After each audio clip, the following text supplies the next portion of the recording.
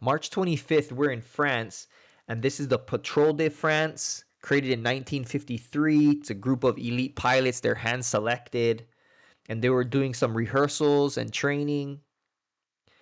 And these fighter pilots here at the top are gonna collide. So there was two on board one aircraft and one on the other. They all survived. They had enough altitude and to go ahead and pull the parachutes in time. So there's a parachute there.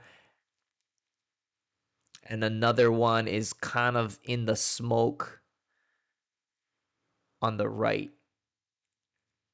But I'm glad that they all made it out okay and were treated medically. The aircrafts, however, there's a great picture there. So there you can see the parachute of one. I don't know where the third parachute is. Maybe they're already out of the scene, but this is the aircraft of the Dassault Alpha Jet. And we are at Saint Dizier, France. And then here is the site of one of the crashes into these silos. So firefighters had a busy day.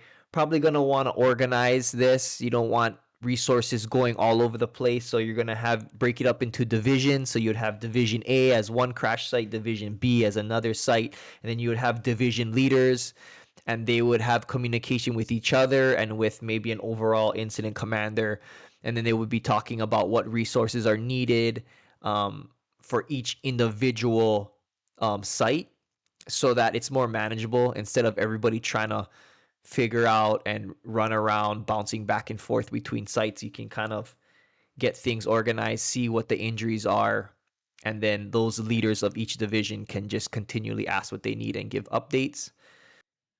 But I hope you found that interesting. Hope the pilots are okay. Please subscribe for more aviation news from around the world. This is Arfred Amkioni. I'll see you guys next time.